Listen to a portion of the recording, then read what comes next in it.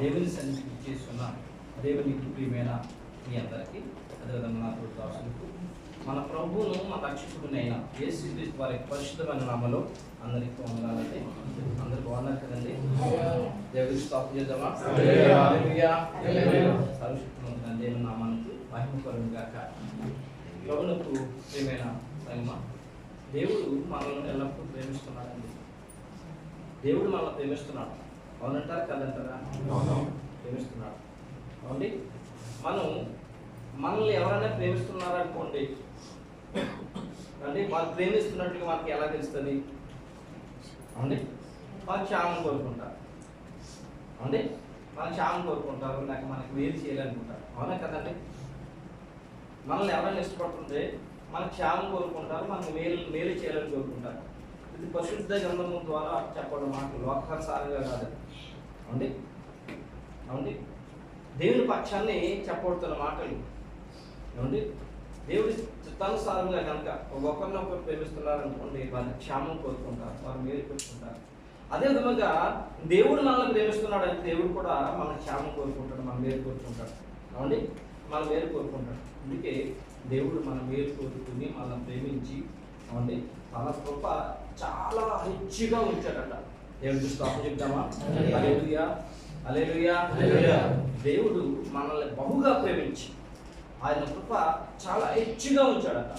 మరి ఆ యొక్క పరిశుద్ధ గ్రంథం తెలియజేస్తున్నారు. పరిశుద్ధ గ్రంథములో అంటే పరిశుద్ధ గ్రంథములో పరిశుద్ధ గ్రంథంతా కూడా మధ్యన ఉన్న వచనము కీర్తన గ్రంథము 117వ అధ్యాయము 115వ అధ్యాయంలో 2 వచనాలు ఉన్నాయి. దాంట్లో మొదటి వచనం, యెహోవా కృప మన ఎడల హెచ్చుగా ఉన్నది, ఆయన విశ్వాస్యత నిరంతరము నిలిచిన. సరిపోతుంది. యెహోవా కృప ఎలా ఉందటండి? మన ఎడల హెచ్చుగా ఉన్నది. హెచ్చుగా ఉన్నది మన ఎడల. మరి ఎవరికి వారే నా ఎడల మరి యెహోవా కృప హెచ్చుగా ఉన్నది అని అనుకుంటే మీ ఎడల హెచ్చుగా ఉన్నది. దేవునామమున మహిమ కలుగును గాక. యెహోవా కృప, దేవుని కృప. కృప అనగా ఏమండి? కృప అనగా దేవుని సహాయం, కృప అనగా దేవుని తోడు, కృప అనగా దేవుని నడిపింపు. ప్రతి విషయంలోని దేవుడు తన పిల్లలకి చేసేదాన్నే కృప అంటాం. ఆ కృప ఎలా ఉందట? హెచ్చుగా ఉన్నదట. అవునండి. బహు హెచ్చుగా ఉన్నదట. కృపణ విషయంలో చాలాసార్లు మనం ఏమంటాం? ఏమండి? దేవుడు నాకు మేలు చేశాడండి. ఏమండి? ఆయన కృప అండి. బాగున్నారంటే ఆయన కృప అండి. అవునండి. ఆయన కృప వల్లే బాగున్నామండి, ఆయన కృప వల్లే జీవిస్తున్నామండి, ఆయన కృప వల్ల మా కుటుంబం బాగుందని చెప్పి అంటాం. ఆయన కృపలో ఆయన పిల్లలకి కావాల్సినవన్నీ కూడా ఉన్నాయి. ప్రతి సమయంలో పుట్టిన దగ్గర నుంచి ఏమండి వృద్ధాప్యం వచ్చే వరకు కూడా ఆయన కృపలు ఎన్నో ఉన్నాయి. అన్నీ ఉన్నాయి. ఆయన ప్రియమైన సంగమా, ఆయన కృప గురించి ఒక 2 విషయాలు చదివి ముందుకు వెళ్తాను నేను. ఏమండి? నోవహుకి ఆయన కృప చెప్పాడంట. ఆయన కృప ఎలా ఉందంటే ఆదికాండం 6వ అధ్యాయం 8వ వచనంలో చూడండి. ఆదికాండం 6వ అధ్యాయం 8వ వచనం. అయితే నోవహు యెహోవా దృష్టి యందు కృపను పొందిన వాడాయన. సరిపోతుంది. యెహోవా దృష్టి యందు ఎలా ఉన్నాడట? అవునండి. 6:8 కదండి? అవునండి. నోవహు యెహోవా దృష్టి యందు కృప పొందిన వాడాయనట. అంటే యెహోవా దృష్టి యందు అప్పుడు నోవహు కాలం చూసినప్పటికీ లోకం అంతా కూడా చెడిపోయి ఉండగా నోవహు మాత్రమే దేవుని యొక్క దృష్టికి కృప పొందిన వాడాయనట. కాబట్టి ఏమండి అప్పుడున్న జనమంతటిలోనూ ఒక్క నోవహు కుటుంబమే రక్షింపబడింది. నోవహు కుటుంబం రక్షింపబడడానికి దేవుని కృప ఏం చేసిందండి? ఏమండి అతను కుటుంబం పొందుకున్నది. దేవుని నామమున మహిమ కలుగును గాక. అదే విధంగా అబ్రహాము తన దాసుని తన కుమారుని కొరకు ఒక కన్యకను తీసుకురావడానికి ఏమండి తన సొంత ఊరు పంపించాడు ఆయన. తన దాసుని పంపించాడు, ఎలియాజరు అనే పెద్ద దాసుని. ఆ దాసుడు ఆ ఊరి యొక్క పొలిమేరలోకి వెళ్ళి ప్రార్థన చేస్తూ చక్కని మాట అంటాడు. ఆదికాండం 24వ అధ్యాయం 20వ వచనంలో చదవండి. ఆ మనుషుడు ఆమెను తేరి చూసి తన ప్రయాణమును యెహోవా సఫలము చేసెనో లేదో తెలుసుకొనవలెనని. 27 అండి. ఆ మనుషుడు తన తల వంచి యెహోవాకులోకి అబ్రహామును నా యజమానుని దేవుడైన యెహోవా స్తుతింపబడును గాక. ఆయన నా యజమానునికి తన కృపను తన సత్యమును చూపుట మానలేదు. నేను త్రోవలో నుండగానే యెహోవా నా యజమానుని బంధువుల ఇంటికి నన్ను నడిపించనను. దేవుడికి స్తోత్రం కలుగును గాక. దేవుడు తన యజమానుని ఎడల తన కృప చూపక మానలేదంట. దేవుని నామమున మహిమ కలుగును గాక. ప్రతి విషయంలోనే కృప చూపుతున్నాడు. ఇక చూసినట్లయితే మూడవదిగా మరి రాహేలుకి పిల్లలు లేనప్పుడు దేవుడు సంతానం ఇచ్చినప్పుడు రాహేలు ఏమంటుందో చూడండి. ఆదికాండం 30:8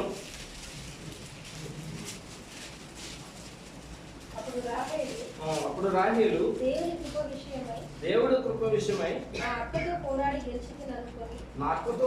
గెలిచింది అనుకొని 38 రాహేలు దేవుడు ఇచ్చిన గర్భఫలమును బట్టి దేవుడు నాకు కృప చూపని రాయబడి చూడండి.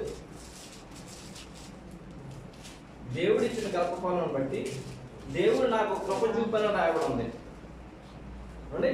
మెట్టుకు దేవుని ప్రియమైన సంగమా, ప్రతి విషయంలోనూ తన పిల్లలకి తన కృప చూపుతున్నాడు దేవుడు. ప్రతి విషయంలోనూ ఏమండి, స్వస్థత విషయంలోను, ఆరోగ్యం విషయంలోను, ఏమండి, అదేవిధంగా చదువు విషయంలోని, వ్యాపారం విషయంలోను, ప్రతి విషయంలోనూ కూడా ఆయన తన పిల్లలకి ఆయన కృప ఎలా ఉందంటే హెచ్చుగా ఉన్నదట. బహు హెచ్చుగా ఉన్నదట. ప్రియమైన సంగమా, హెచ్చుగా ఉండడమే కాకుండా ఆయన పిల్లలు ఏ సమయంలో అడిగినా కూడా, ఆయన పిల్లలు ఏ సమయంలో ఆయనకి మొరపెట్టినా కూడా ఆయన ఇవ్వడానికి సిద్ధంగా ఉన్నాడట. రెండవ లైన్ ఏమంటుందంటే ఆయన విశ్వాస్యత నిరంతరము నిలుచును. యెహోవా కృప మన ఎడల హెచ్చుగా ఉన్నది. ఆయన విశ్వాస్యత ఎలా ఉందట? నిరంతరం ఇవ్వడానికి విశ్వాసం కలిగి సిద్ధంగా ఉన్నాడట ఆయన పిల్లలకి. దేవుడికి స్తోత్రం చెప్తాం. ఏమండి, ఇవ్వడానికి సిద్ధంగా ఉన్నాడట. ఎప్పుడు కూడా ఆయన విశ్వాసం కలిగి ఆయన తన పిల్లలకి తాను ఇవ్వడానికి విశ్వాసం కలిగి సిద్ధం కలిగి ఉన్నాడట. మరి ఎవరా పిల్లలంటే ఆయన యందు భయభక్తులు కలిగి విశ్వాసం గల పిల్లలు. ఎవరా పిల్లలంటే ఆయన యందు ఎవరైతే భయభక్తులు కలిగి ఉంటారో విమల సంగమా, ఆ భయభక్తులు కలిగి విశ్వాసం గల పిల్లలకి ఆయన ఇవ్వదలిచి ఉన్నాడు. భయభక్తులు అంటే బైబిల్ క్లాస్లో మనం చెప్పుకున్నాం. భయము భక్తి జ్ఞాపకం ఉంది కదండి. బైబిల్ క్లాస్ వచ్చిన వారికి భయము అనగా కన్నా రాలేదు కదా. బైబిల్ రండి విమల సంగమా, బైబిల్ క్లాస్ వస్తే దేవుడి ఉద్దేశాలు, దేవుడికి చిత్తం తెలుస్తుంది. దేవుడి చిత్తానుసారంగా మనం ఎలాగా జీవించాలో దేవుడు తెలియజేస్తాడు. మన యూత్ కాలంలో ఎక్కువసార్లు దేవుడి సందికి వెళ్తే ఆయన రాకడలో ప్రభా ఎన్నిసార్లు ఈ సందికి వచ్చావు జ్ఞాపకం చేసుకున్నాడంటే సమయం ఉంటుంది. దేవుని నామమున మహిమ కలుగును గాక. కాబట్టి ఆయన భయము భక్తి అనేది విషయాన్ని బైబిల్ క్లాస్లో మాట్లాడడం జరిగింది. భయము అనగా ఆయనకి ఇష్టం లేనిది ఏది చేయకూడదు. భయము ఆయనకి ఇష్టం లేనిది ఏది చేయకూడదు. ఆయన వద్దన్నది చేయకుండా ఉండడమే భయము. అలాగూ ఆయనకు భయపడిన వారిని దేవుడు అధికముగా ఇచ్చించాడు, దీవించాడు. దేవుని నామమున మహిమ కలుగును గాక. భక్తి ఆయనకి ఇష్టమైనది చేయడే భక్తి. ఆయనకి ఇష్టానుసారంగా ఆరాధించడమే భక్తి. అలాగూ ఎవరైతే ఉంటారో వారు విశ్వాసము గలవారు. అలాంటి వారికి ఇవ్వడానికి ఆయన కృప హెచ్చుగా ఉన్నదట. వారు ఏ సమయాన్ని కూడా అడిగిన వెంటనే ఆయన ఇవ్వగల సమర్థత గలవాడట. ఈమెన సంగమా, దేవుని నామమున మహిమ కలుగును గాక. మరి ఈ విధంగా ఆయన గొప్పవాడు, ఇవ్వగలవాడు. ఆయన కృప హెచ్చుగా ఉంది. మరి ఆయన సమర్థత సైలస్ గారు చెప్తున్నారు కదా. మరి పరిశుద్ధ గ్రంథంలో ఎక్కడ రాయబడిందని మనం చూసినట్లయితే ఆయన ఎలాంటి సమర్థుడు లోకంలో ఎంతమంది చెప్పుకుంటారు, కానీ దేవుడు మరి పూర్తిగా మరి సాక్ష్య రూపంలో పూర్వకాలం మంది చేసినవి చూపిస్తూ అంటే పరిశుద్ధ గ్రంథంలో రాయించి ఇచ్చాడు. మనం గట్టిగా నమ్మకంగా ఉండటానికి నా దేవుడు గొప్పవాడు, చేయగల సమర్థుడు చెప్పడానికి. నిర్మాకాండము 34:5-6 మన దేవుడు ఎంత శక్తిమంతుడో, ఆయన ఎలా ఇవ్వగలడో ఆయన తెలియజేస్తున్నాడు. దేవుడు యెహోవా మరి ఆయన అబ్రహాము, ఇస్సాకు, యాకోబుకి ఇచ్చిన వాగ్దాన ప్రకారం ఇశ్రాయేలు జనాంగాన్ని ఐగుప్తులోంచి కనానుకి తీసుకెళ్తూ ఉండగా వారి ఎర్ర సముద్రము దాటి సీనా అరణ్యంలోకి వచ్చారు. సీనా అరణ్యంలోకి వచ్చినప్పటికీ అక్కడ హోరేబు కొండ అనబడిన సీనాయి పర్వతం ఉంది. ఆ సీనాయి పర్వతం మీదకి మోషేని పిలువనంపి మోసేని పిలువనంపి ఇదిగో ఆయన ఎలాంటి సమర్థుడు, ఆయన ఎలాగో చేయగలరు, ఆయన పిల్లలకు ఎలాగో తోడేయండి ఆయన చేయగలరు చూపిస్తున్నప్పుడు చదవండి. నిర్గమకాండం 34:5. మేఘములలో యెహోవా దిగి అక్కడ అతనితో నిలిచి యెహోవాను నామమును ప్రకటించెను. అతని ఎదుట యెహోవా అతని దాటి వెలుచు యెహోవా కనికరము, దయ, దీర్ఘశాంతము, విస్తారమైన కృపా సత్యములు గల సరిపోతుందండి. ఆయన ఎలాంటి వాడటండి? ఏమండి? విస్తారమైన కృపా సత్యములు గల యెహోవాట. కనికరము, దయ, దీర్ఘశాంతము. ఏమండి? కనికరము, దయ, దీర్ఘశాంతము, విస్తారమైన కృపా సత్యములు గల యెహోవా. అనగా తన పిల్లలు ఎప్పుడు అడిగినా, ఎలా అడిగినా, ఏ సమయంలో అడిగినా ఇవ్వగల సమర్థుడు. ఆయన కృప ఇవ్వగల సమర్థుడు. ప్రియమైన సంగమా, ఆయన కృప ఇవ్వగల సమర్థుడు, బహుగా ఇవ్వగల సమర్థుడు. ఆయన ఏమండి? బహుగా ఇవ్వగల సమర్థుడు. ప్రియమైన సంగమా, అయితే ఏ దేవుడు అనే యెహోవా సమర్థుడు, ఆయన దయగల వాడు, కృపా సత్యములు గల వాడే అన్నాడు. ఆయన 2000 సంవత్సరాల క్రితము భూమి మీదకి వచ్చాడు. భూమి మీదకి వచ్చిన ఆయన గురించి మళ్ళా రాయబడింది చూడండి. ఆయన ఏమని రాయబడిందంటే, కృపా సత్య సంపూర్ణుడు, దేవుడి స్తోత్రం కలుగుగాక. ఆయనలో కృప సంపూర్తిగా ఉంది. దేవుడికి స్తోత్రం చేద్దాం. ఆ కృప ఆయన మరి కృపా సత్యములు గల యెహోవా కృపా సత్య సంపూర్ణంగా భూమి మీదకి వచ్చాడు. చూడండి, యోహాను సువార్త 1:14.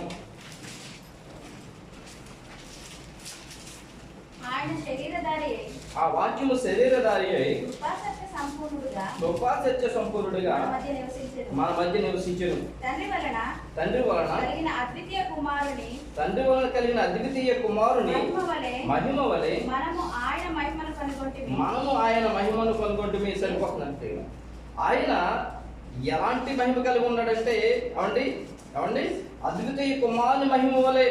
అద్వితీయుడు అనగా ఏమంటే దేవుడు తన దైవత్వమును మహిమను భూమి మీద కనపరచడానికి దిగి వచ్చిన వాడు. దేవుడికి స్తోత్రం చెప్తాం. ఏమండి? ఆయన కృపా సత్య సంపూర్ణుడిగా భూమి మీదకి వచ్చాడు తన పిల్లలకి ఇవ్వడానికి. ఈ లోకంలో రాజులు ఎవరైనా విందు చేయించిన తర్వాత వారికి ఏమైనా కొద్దు ఉంటుందంటారా? ఏమండి? మరి విందుకు వచ్చిన వారికి అందరూ కూడా సమృద్ధిగా పెట్టగల సమర్థులు వాళ్ళు, ఈ లోక సంబంధం రాజు.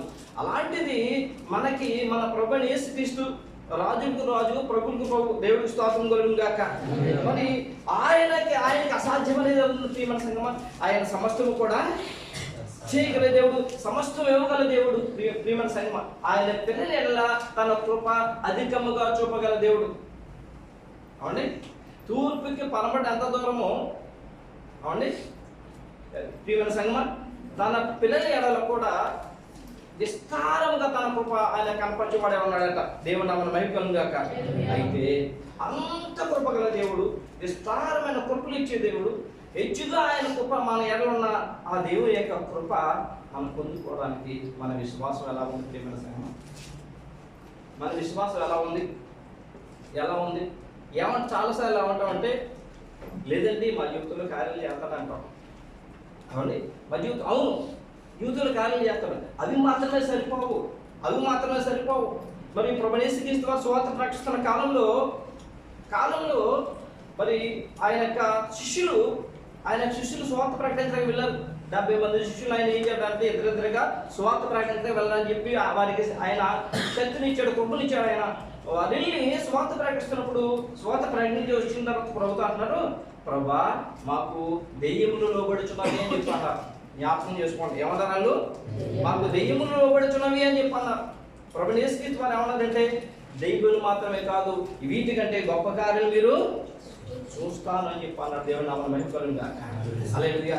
దేవుని పిల్లలు గొప్ప కార్యాలు చూసే వారిగా ఉండాలని దేవుడు కోరుకుంటున్నాడు. దేవుడికి స్తోత్రం చెప్తాం. అలాంటి విశ్వాసం దేవుని పిల్లలకు ఉండాలి. అందుకని ఎఫెసీ పత్రికలో 11:6 చూడండి ఏమని రాయబడింది? విశ్వాసం లేకుండా దేవుని కృప ఉండుట అసాధ్యమట. అంటే దేవుని యొక్క మరి అత్యధికమైన కృపను పొందుకోవాలంటే ఏముండాలి? విశ్వాసం ఉండాలి. విశ్వాసం ఉండాలి. ఒకసారి చదవండి. విశ్వాసము లేకుండా దేవునికి ఇష్టడై ఉండేట అసాధ్యం. దేవుని యొద్దకు వచ్చేవాడు ఆయన ఉన్నాడని తను వెతుకు వారికి ఫలము దయచేవాడని నమ్మవలెను కదా. దేవుడికి స్తోత్రం చెప్తామా? విశ్వాసము లేకుండా దేవునికి ఇష్టడై ఉండుట అసాధ్యము. విశ్వాసం లేకుండా దేవునికి ఇష్టడై ఉండుట అసాధ్యము. అందరూ పాడండి. విశ్వాసం లేకుండా దేవునికి ఇష్టడై ఉండుట అసాధ్యము. విశ్వాసము ద్వారా మన పితరులందరూ రాజ్యాన్ని జయించినారు. విశ్వాసము ద్వారా మన పితరులందరూ రాజ్యాన్ని జయించినారు. విశ్వాసము లేకుండా దేవునికి ఇష్టలై ఉండుట అసాధ్యము. విశ్వాసము లేకుండా దేవునికి ఇష్టలై ఉండుట అసాధ్యము. దేవుని నామమున మహిమ కలుగును గాక. ఆరాధనకి విలువలు ఏమంటారు? ప్రార్థనకి విలువలు ఏమంటారు? దేవుని ఆరాధనకి విలువలు ఏమంటారు? విశ్వాసులు. అంతేనండి. విశ్వాసులు అనగా విశ్వాసం కలిగిన వారు. దేవుడు వాళ్ళని ఏమని చూస్తున్నాడంటే విశ్వాసులు. మనం కూడా ఏమని చూస్తున్నామంటే విశ్వాసులు. అయితే ప్రభువు చూసే విశ్వాసం వేరు, మనము మాట్లాడుతున్న విశ్వాసం వేరు. ప్రభు చూసే విశ్వాసం వేరు, మనం మాట్లాడుతున్న విశ్వాసం వేరు. ఆ విశ్వాసం గురించి అపోస్తలుడు పౌలు గారు ఇదే 11వ అధ్యాయం మొదటి వచనంలో తెలియజేస్తారు. చూడండి. విశ్వాసం అనున్నది నిరీక్షింపబడి వాటి యొక్క నిజ స్వరూపము అదృశ్యమైనవి ఎన్నో అనుటకు రుజువై ఉన్నది. దేవుని నామమున మహిమ కలుగును గాక. జాగ్రత్తగా ఆలకించే ప్రియమైన సంగమా, వారానికి ఎన్నిసార్లు పడితే అన్నిసార్లు దేవుని సన్నిధికి వెళ్ళిపోతున్నాను నేను విశ్వాసులని మనం అనుకుంటాం కదా. ఆ విశ్వాసం మనకు సరిపోదని ప్రభు తెలియజేస్తున్నాడు. మంచిదే, వారానికి ఎన్నిసార్లు నువ్వు వెళ్ళు, ఎన్నిసార్లు ఆరాధించు, కానీ ఆ విశ్వాసం సరిపోదు. ఆ విశ్వాసం నీకున్నదంటే నువ్వు క్రియల ద్వారా నిరూపించాలి. దేవుని నామమున మహిమ కలుగును గాక. ఆ విశ్వాసాల గురించి పౌలు గారు తెలియజేస్తున్నారు. విశ్వాసం అనేది నిరీక్షింపబడే వాడి యొక్క నిజస్వరూపం అంట. అంటే విశ్వాసం అనేది మనం దేని కొరకైతే నిరీక్షిస్తున్నామో, దేని కొరకైతే అడుగుతున్నామో, అది దాని యొక్క నిజస్వరూపంగా అది మనం పొందుకున్నాము, లేకపోతే దాన్ని కలిగి ఉన్నామని అంటే నిజస్వరూపం అట. ప్రియమైన సంగమం, దానికి ఉదాహరణ ఒక మాట చెప్తున్నాను నేను. ప్రియమైన సంగమం, ఒక వ్యక్తి ఉన్నాడట. అతను ఒక అగాధము, ఇటువైపు ఒక పెద్ద స్తంభము, అటువైపు ఒక పెద్ద స్తంభము అతను పాతి, ఈ పక్క నుంచి ఆ పక్కకి పెద్ద తాడు కట్టాడు. అతను తాడు కట్టిన తర్వాత ఆ తాడు మీద నిలబడి ఒక కర్ర చేతితో పట్టుకుని అవండి తన కుమారుని మెడ మీద కూర్చోబెట్టుకుని ఈ పక్క నుంచి ఆ పక్కకి అతను నడుచుకుంటా వెళ్ళిపోయాడు. చివరి అవునండి, అర్థమైందని చెప్పిందండి. ఈ పక్క నుంచి ఆ పక్కకి ఆ యొక్క అగాధము పైనుంచి ఉన్న ఒకే ఒక్క తాడు నుంచి ఈ పక్క నుంచి ఆ పక్క వెళ్ళిపోయి కింద దిగి వచ్చాడట. అప్పుడంతా కూడా చప్పలు కొట్టేశారట. చప్పలు కొట్టేసి సెలవులు తీసుకున్నారట. ఎందుకంటే అగాధం పైన తాడు మీద కర్రవోట పట్టుకుని చిన్న పిల్లవాడిని భుజంలో ఎక్కించుకుని ఈ పక్క నుంచి ఆ పక్క వెళ్ళాడు. ఏ మాత్రం మిస్ అయినా అతను కనిపిస్తాడండి. అందుకని వాళ్ళందరూ కూడా చప్పలు కొట్టేసి సెల్ఫీలు చేసుకున్నారట. అప్పుడు ఆయన ఒక మాట అన్నాడట, మీరందరూ కూడా ఇక్కడ ఆ పక్క నుంచి ఈ పక్క రావడం చూశారు కదా, మరలా ఈ పక్క నుంచి ఆ పక్క నేను వెళ్ళగలనని నమ్ముతున్నారా అని అడిగారంట. అవునండి, మనే అవునని చెప్పండి, నమ్ముతాం. అది కూడా ఎందుకంటే ఈ పక్క నుంచి ఆ పక్కన వెళ్ళాడు, ఆ పక్క నుంచి ఈ పక్క వెళ్ళగలుగుతారు కదా. అప్పుడు ఆయన ఏమన్నాడట, మీరు నమ్ముతున్నారు కాబట్టి మీ పిల్లలను తీసుకొచ్చి నా మాట మీద కూర్చోబెట్టమన్నాడు. ఇప్పుడు నమ్ముతావా చెప్పండి? నమ్ముతారంట. అదేందో దేవుడి స్తోత్రం కలుగుగాక. అదే నమ్మకము, క్రియగల నమ్మకం.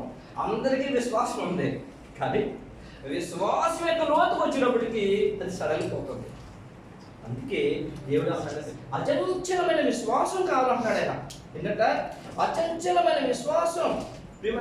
అందుకైనా తన శిష్యులు అనేక మారు ఏమన్నాడంటే, ఆయన నడుస్తూ వస్తున్న అంజూరపు చెట్టును చూసి ఆయన కాయలు లేవని చెప్పి నువ్వు ఇంకా నువ్వు కాయలు కాయట్లేదు కాబట్టి, నువ్వు వ్యసనాలు ఉన్నావు కాబట్టి నువ్వు ఎండిపోను కాక అనగా ఎండిపోయింది. మళ్ళా దారి వస్తున్నప్పుడు అది ఎండిపోవడం చూసి అగ్నిస్నానాలు, అయ్యో ప్రభువా ఒక క్షణంలో ఎండిపోయింది ఇది, నువ్వు చెప్పిన అంటానంటే అప్పుడు ప్రభు ఏమన్నాడు తెలుసా అంటే, మీరు విశ్వాసంతో ఈ కొండను చూసి నువ్వు ఇక్కడి నుంచి వేరే చోటకి పడిపోవును కాకంటే అది పడిపోద్ది.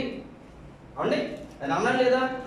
కొండను ఎత్తబడి మరి ఈ పక్క నుంచి ఆ పక్కన పడిపోవును కాకంటే కూడా ఎంతటి ఆలోచించే విశ్వాసం. చూడండి మత్తయి సువార్త 17వ అధ్యాయం ఉంది.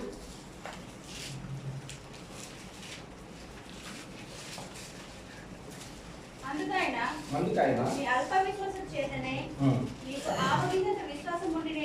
మీకు ఆవగింజంత విశ్వాసం ఉండిన ఎడల ఈ కొండను చూసి ఇక్కడ నుండి అక్కడికి పొమ్మను గానీ అది పోవును. మీకు అసాధ్యమని ఏది ఉండదని నిశ్చయముగా మీతో చెప్తున్న ఆవగింజ అంటే గింజనన్నిటిలో కూడా ఎంత చిన్నదండి ఆవగింజ?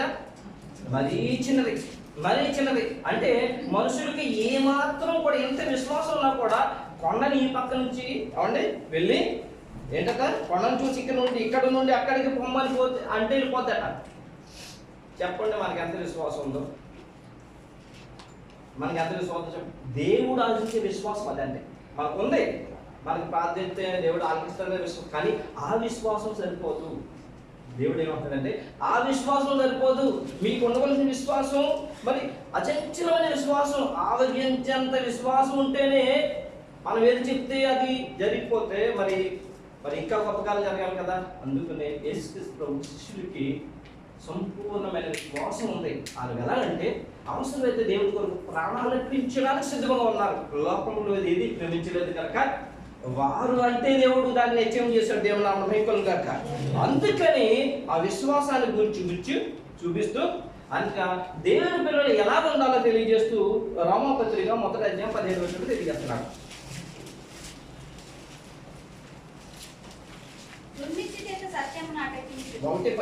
ఎందుకనగా నీతిమంతుడు విశ్వాస మూలంగా జీవించినది వ్రాయబడిన ప్రకారం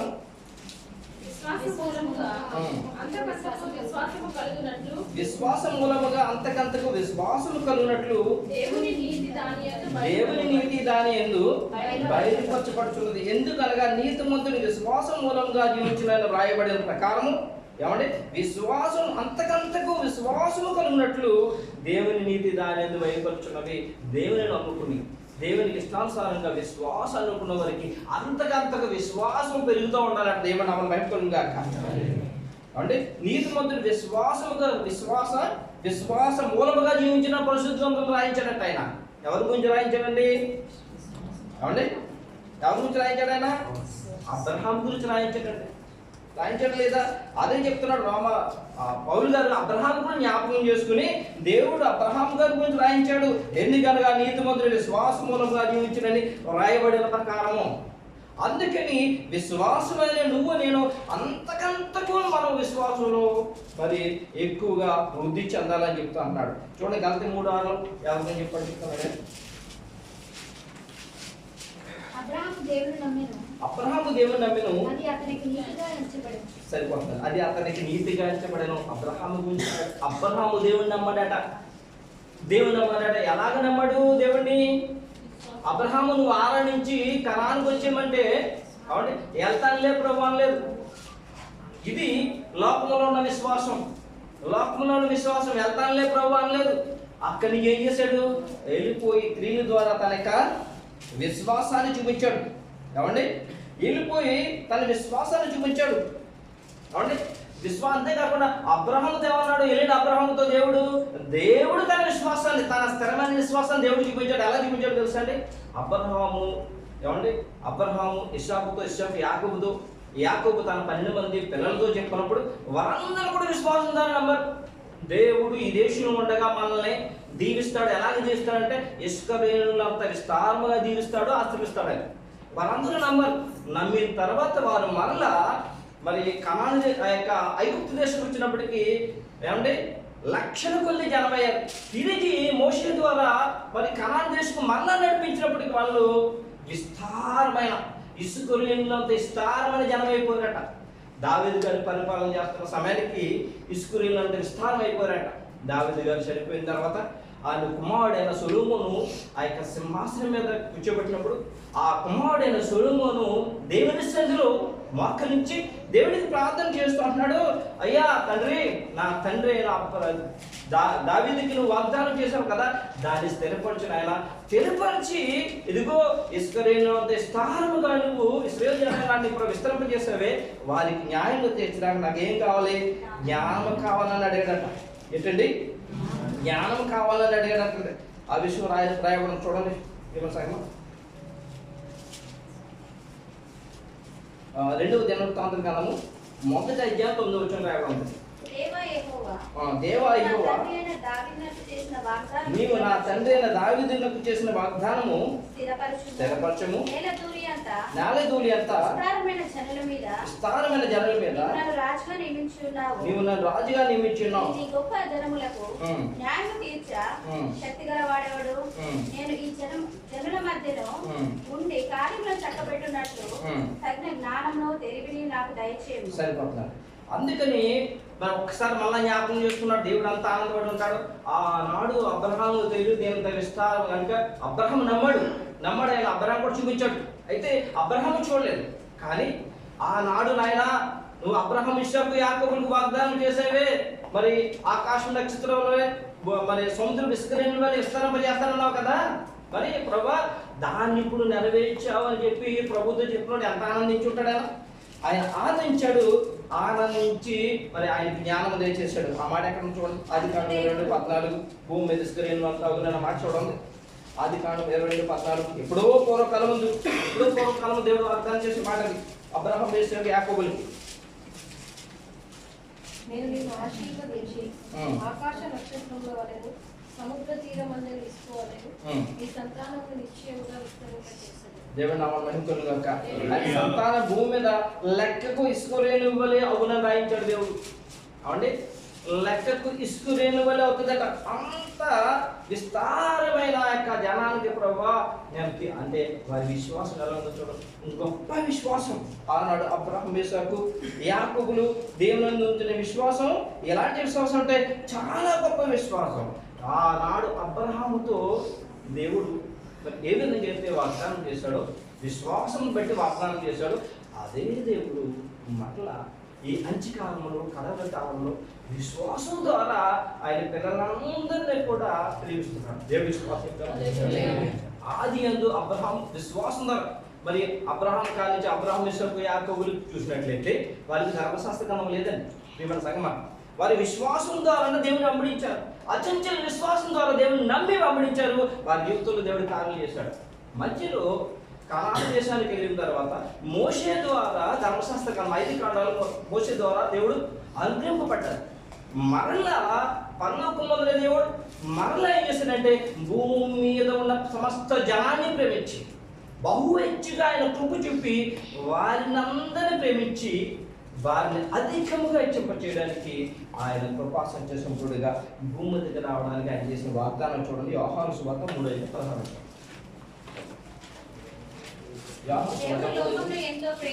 దేవుడు లోకమును ఎంతో ప్రేమించెను కాగా ఆయన అద్వితీయ కుమారునిగా పుట్టిన విశ్వాసం ఉంచి ప్రతివాడును నశింపక నిత్య జీవం పొందినట్లు ఆయనను అనుగ్రహించే దేవుని నామమున మహిమ కలుగును గాక. దేవుడు లోకమును ఎంతో, లోకంలో ఎవరున్నారు? దేవుని పిల్లలు ఉన్నారు. కాబట్టి వారికి అందరికీ విశ్వాసం ద్వారా చెప్తున్నాడు ఆయన. మరలా ఆనాడు అబ్రహాం ఇస్సాకు యాకోబులకి ఏ విధంగా విశ్వాసం బట్టి నీతిమంతులు చేశాడు, వారి ఎలా ఆయన కృప బహు హెచ్చుగా ఉన్నదో మరలా 2024 సంవత్సరాల క్రితం ప్రభు అని యేసుక్రీస్తు వారి భూమి మీదకి వస్తాడు. ఆయన ద్వారా తన పిల్లలకందరికీ కూడా ఆయన కృప విస్తారంగా దొరుకుతుంది. అది ఎలాగంటే విశ్వాసము ద్వారానే. ఏమండి ఎవరైతే ప్రభుని యేసుక్రీస్తుని సొంత రక్షకుడిగా అంగీకరిస్తారో వారు విశ్వాసము ద్వారానే నిత్యజీవం పొందుతారంటే యుగయుములు ఆయనతో పాటు ఉంటారా? దేవుని నామమున మహిమ కలుగును గాక. యుగయుములు దేవునితో పాటు ఉంటారట. గొప్ప కృప, గొప్ప అధికమైన కృప దేవుడు తన ప్రజలకు ఇచ్చున్నాడు. ఆ కృపను పొడిగించడానికి, ఆ కృపను సహాయం చేయడానికి దేవుడు తన ప్రియకుమారుని యేసుక్రీస్తుని 2200 సంవత్సరాల క్రితం సిలువ వేయించి, ఏమండి, సిలువలో ఆయన కాచిన రక్తం ద్వారా కొన్ని ప్రియమైన సంగమ వారిని నీతిమంతులుగా లేక వారందరినీ కూడా ప్రియమైన సంగమ మరి మరి నిత్య జీవానికి వారసులుగా చేర్చున్నాడు. అందుకని ప్రభువు యేసుక్రీస్తు వారు ఏమన్నారంటే, ఆయన ఈ లోకానికి వచ్చి ఆయన తన రక్తాన్ని శరీరాన్ని ఆయన విశ్వసించి వారికి అందరికీ ఇచ్చినప్పుడు, ఆయన సువార్త ప్రకటిస్తున్న కాలంలో ఆయన ఇంకా తన రొట్టెను తన ద్రాక్షారసం గురించి ముందే విశ్వాసం ద్వారా నా పిల్లలు నన్ను అంగీకరిస్తారని చెప్పి ఆయన ఏమన్నాడు తెలుసండి ప్రియులారా? యేసు జీవాహారం నేనని చెప్పాడు. యోహాను సువార్త 6:13. యూదా దేశంలో అందుకు యేసు వారితో ఇట్లనెను, జీవాహారం నేనే సరిపోతున్నాను. అందుకు యేసు ఏమండి ఎవరితో? ఇశ్రాయేలుతో, యూదులతో చెప్తున్నాడు, జీవాహారం నేనే. మీరు బ్రతికి ఉండాలంటే, జీవించాలంటే, నిరంతరం ఉండాలంటే ఆహారం నేనే. మీ పితరులు పరలోకం నుంచి వచ్చిన ఆహారం తిన్నప్పుడు చనిపోయారు. ఏమండి, మీ పితరులు చూడండి 47 వచ్చిన 6:47. మీ పితరులు 49 చూడాలి. మీ పితరులు అరణ్యములో మన్నాను తినను చనిపోయేది, దీనిని తినివాడు చావుకున్నట్లు పరలోకం నుండి దిగి వచ్చిన ఆహారం ఇదే. పరలోకం నుండి దిగి వచ్చిన జీవాహారం నేనే. ఎవడైనా ఈ ఆహారం పుంచుతో వాళ్ళెల్లప్పుడు జీవించును, మరియు నేను ఇచ్చే ఆహారం లోపల జీవము కలుగైన నా శరీరమే అని మీతో నిశ్చయముగా చెప్తున్నాను. అప్పుడు యూదులు ఏమన్నారంటే, ఇదేంటి, ఈయన శరీరాన్ని ఎలా తినిస్తాడు, ఈయన రక్తాన్ని ఎలా తాగిస్తాడని చెప్పి అడుగుతున్నారు. ఏమండి, వీరెవరు? అబ్రాహాము పిల్లలే కదండి, అబ్రాహాము పిల్లలే కదా. వీరేం చేయాలి? నమ్మాలా వద్దా అని చెప్పినప్పుడు, మరి అబ్రాహాము, ఇస్సాకు, యాకోబును నమ్మారు, వారికి నీతిగా ఎంచబడ్డది, పరిష్కరణ చేయబడ్డారు. మరి యూదులు కూడా నమ్మాలి కదా. వీరు నమ్మట్లేదు ప్రియులారా. అందుకని ఎవరైతే నమ్ముతారో, ఎవరైతే విశ్వసిస్తారో వారే నిత్య జీవము గలవారు. ప్రభువు యేసుక్రీస్తు ఆయన సువార్త ప్రకటించిన కాలంలో చెప్పాడు ఆయన. ఆ తర్వాత ఆయన సమీపమైన తర్వాత ప్రభురాత్రి ఆ యొక్క భోజన సమయంలో ఆయన ఒక రొట్టెను ఎత్తుకొని కొంచెం రాష్ట్రాలు చెల్లించి, ఇది నా శరీరము, పంచుకొని తిండి అని చెప్పి ఆయన ఒక గిన్నెను ఎత్తుకొని, ఇది నా రక్తము, నా కొరకే దీన్ని చేయండి అని చెప్పి ఆయన ఇచ్చాడు. దాని గురించి యోహాను 6:54 చూడండి. నా శరీరము తిని నా రక్తము తాగువాడే నిత్య జీవము గలవాడు, అంత్యదినమున నేను వారిని లేపొద్దును. సరిపోతున్నాను. నా శరీరము తిని నా రక్తం తాగువాడే నిత్య జీవము గలవాడు, అంత్యదినమున వారిని నేను లేపొద్దును. విశ్వాసము ద్వారా చెల్లుస్తుంది.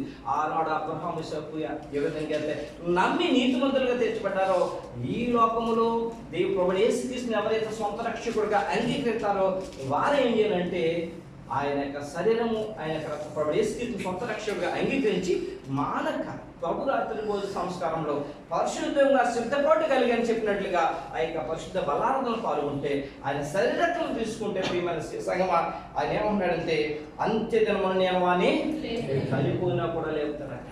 ఎలా పోతే సార్ ప్రియమైన సంగమా? అలాగా ఆయన త్వరలో మధ్యాకాశానికి రాబోతున్నాడు. ఆయన వచ్చినప్పుడు ఒక గొప్ప బోధ ఊరబడుతుంది.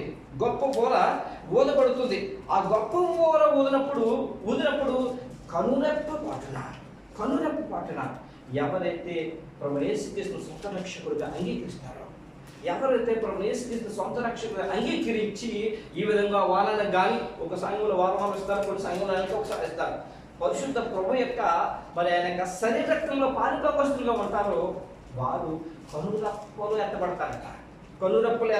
ఆ విషయం చూడండి. అపోస్తలుడు పౌలు గారు కొరింథీయులకు రాసిన మొదటి పత్రిక 15వ అధ్యాయం 51-52 వచనాలు రాయబడి ఉంది.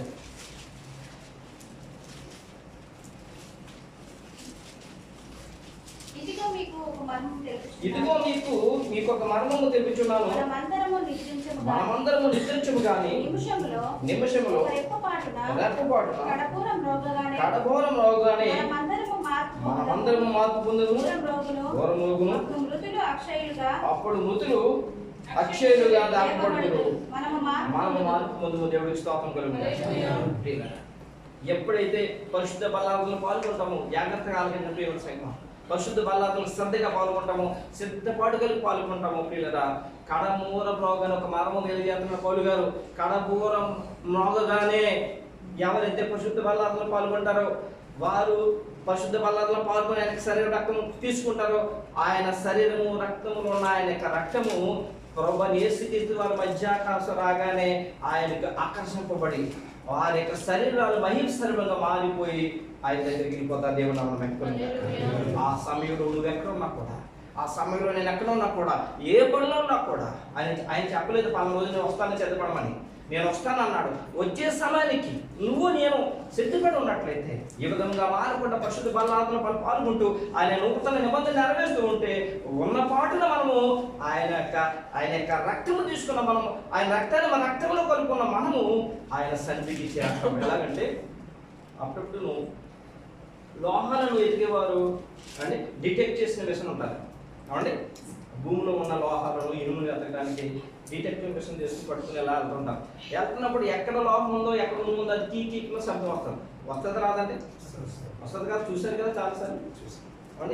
అలాగే ఎప్పుడైతే ప్రభువు యేసుక్రీస్తు వారు మధ్యాకాశానికి వస్తారో ఆయన వచ్చిన వెంటనే ఆయన రక్తం మనలో ఉంది కాబట్టి, ఆయన పరిశుద్ధమైన రక్తం పరిశుద్ధమైన శరీరం మనలో ఉంది కాబట్టి వెంటనే మనం ఎత్తపడతాం. దేవుడు మన వైపు కాక మనం ఎప్పటి వరకు జీవించుంటే, ఒకవేళ మనం కనుక నిద్రించుంటే మరి నిద్రించిన వారి సహితం సమాధుల్లోంచి వారు ఏం చేస్తారట, లేపబడతారట. దేవుడు మన వైపు కాక.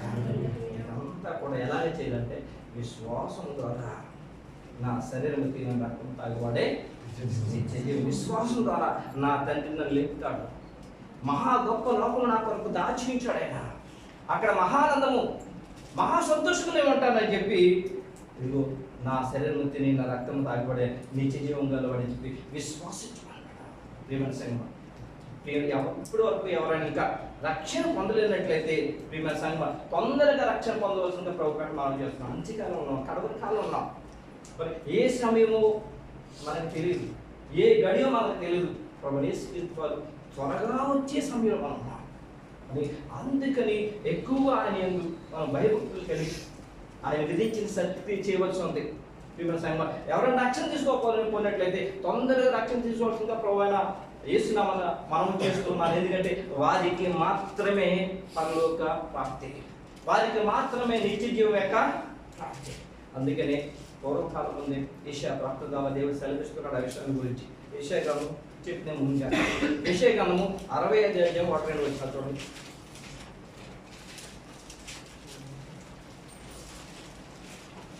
నా యొద్ద విచారణ చేయని వారిని నా దర్శనమునకు రానిచ్చితిని, నన్ను వెతకని వారికి నేను దొరికితిని, నేనున్నాను, ఇదిగో నేనున్నాను అని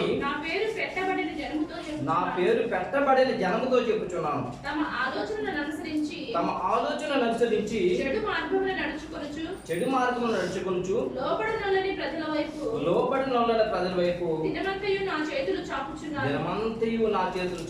దేవుడు నామమున మహిమపొందుగా. ప్రవచనం అంటే దేవుడు తన ప్రాప్తి ద్వారా ఈ రోజులో జరిగే దాని గురించి ప్రవచనం. ఏమండి నన్ను వెతకిన వారికి నా విచారణ, నన్ను గురించి విచారణ చేయ వారికి నేను దొరుకుతుని. ఒకప్పుడు మనం ఎవరైనా ఎత్తలేదు, ఆయన వెతుకు మనం వచ్చాడు. మన ఇష్టానుసారంగా మనం మన యొక్క ఇష్టాన్ని నెరవేర్చుకుంటూ చుండగా ఏమండి దినమెల్లా చేతులు చాపుతున్నాడంట ఆయన కృప విస్తారం ఉంది.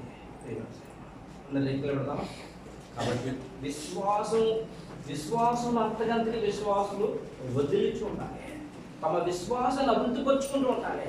తద్వారా దేవుడు తన పిల్లలకు గొప్ప కృపను ఉంచి ఉన్నాడట. విశ్వాసము లేకుండా దేవునికి ఇష్టులైయుండుట అసాధ్యము. విశ్వాసము లేకుండా దేవునికి ఇష్టులైయుండుట అసాధ్యము. విశ్వాసము ద్వారా మన పితరులందరూ రాజ్యాన్ని జయించినారు.